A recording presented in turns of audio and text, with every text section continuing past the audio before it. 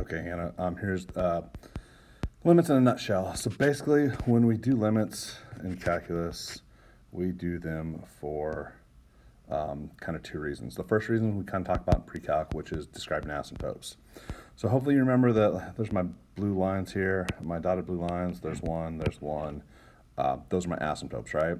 So if you recall, graphs can never, ever, ever cross vertical asymptotes. So one of the things we do for limits is we use those to describe how a function gets really, really close to that asymptote but never touches it. Because when I think of limits, I can normally I think of like a speed limit where I can get real close. So like if the speed limit's 70, I know I can go 70 miles an hour and be okay. Okay, so 70 is okay. Okay, well in math, limits are a little bit different because 70 is not okay.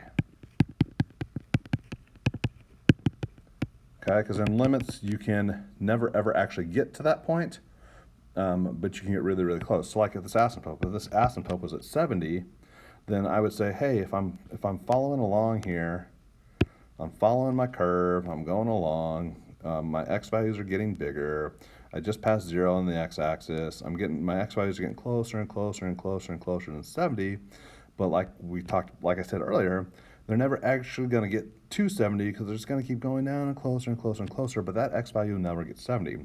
So what I would say is, let me get a pen here, limit as x approaches 70 of some function, we'll just call it f of x for the sake of being generic, equals, and then if you notice, this box right here is going to be what's happening to the y values.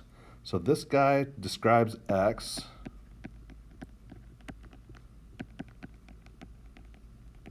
This guy describes y. So as you can see here, my y values keep decreasing forever. If they keep decreasing forever, they go towards negative infinity. Okay, so this box describes my y values. Okay, one thing you do need to talk about is there's two ways to get to 70, right? You could go the way that I highlighted blue, or if you like to read the Japanese comic books where you read from right to left, you could have gone to 70 coming from this direction. Oops, I meant to make that a highlighter. You could have come to 70 from this direction. Okay, so to distinguish which directions we come from, we simply add a plus or a minus. So if you see a plus sign up there, that means from the right.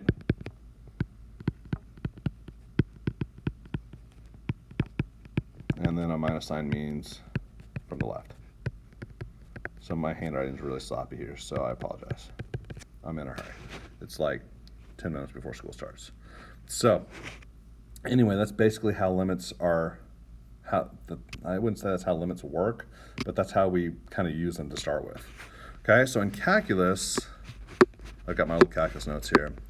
When we do limits in calculus, that concept where a limit is never takes on that value is really important for functions with holes in it. So like this guy right here, you got this hole right here, which means that x cannot ever be 1, right? Because it's got a hole when x is 1. Okay, so I'm going to get rid of all that stuff. So when I describe this limit here, according to my figure here, this is f of x.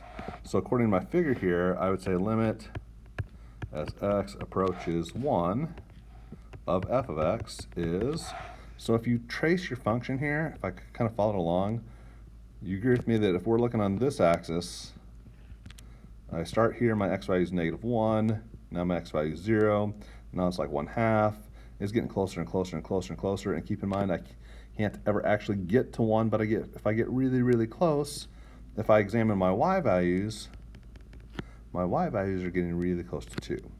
So I can't draw that small. Maybe if I zoomed in, I could get a little bit closer. See, I'm a little bit closer to 2. If I zoomed in even further, which I can't, my technology won't allow me, but I could get even closer and closer to 2. So what we would say is the limit as f of x, as x approaches 1, is 2. Okay, so the cool thing about this is, if you notice, I didn't determine, I came from the left-hand side, but it doesn't really matter because if you start at the right-hand side, say my x value down here is like, say, okay, so x equals 2. Well, my graph is going to continue on like this, right? Because it's a straight line. So if I started at x2 when x equals 2 and I start working my way back, well, now my x value is 1, or my x value is getting closer to 1, closer to 1, closer to 1. It's never going to actually reach 1 because I got that hole right there. But you can see if you come from the right-hand side, my y values are decreasing, so they're still getting to 2 as well. So this is what we call a two-sided limit. And two-sided limits only exist if your left side equals your right side. So from the left, I approach 2. From the right, I approach 2. So technically, if you were going to look at it in math terms, you say left from 1 from the left of f of x equals limit as x approaches 1 from the right of f of x. So since this guy is a true statement, then my two-sided up here exists. Okay? So these other example here are a little bit different. So I got this next function here. We still have that hole at x equals 1. So when x equals 1, we're going to define our function using this function. But if x equals 1, now we have it defined, right? So this is my definition of when x equals 1. So if I wanted to plot this, this tells me x equals 1. This tells me y equals 1. So if I plot that point, 1, 1, that's why we got this random dot there. Okay, so the same thing on this one. Even though x is defined at 1 this time, I don't say the limit as x approaches 1 of, this is g of x, I think, is what they call that one. Right, g of x is what its name is. So I'm going to switch it to g of x. It's not 1 because we still got to follow our path. So I'm working from the left to right again. As I get closer, my x values get closer to 1, my y values get closer to 2, and that happens from both sides. Okay? And then on my last example here, this is to show you that even though x is defined at 1, okay, we don't have any problems here. You plug 1 into this equation, h of 1 equals 1 plus 1 equals 2. Well, it's still defined at this function. So even though we don't have a hole here, my limit on this guy, limit as x approaches 1 of h of x equals 2. So even though my function is defined here, it doesn't change the limit. So long story short, this value, the y value at whatever it's approaching, does not matter, okay?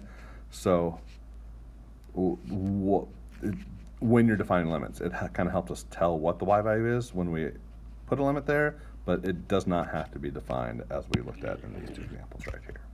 So that's it in a nutshell. Sorry you're not seeing my pretty face. I thought about doing a different tool to record this video, but then I realized I'd be laying it flat and you wouldn't see my face. You'd just see the ceiling, and I figured you would pass on that. So hopefully this helps a little bit. If not, let me know and I'll take another crack at it and see what I can come up with. So hope it helps. Take care of yourself, stay safe, and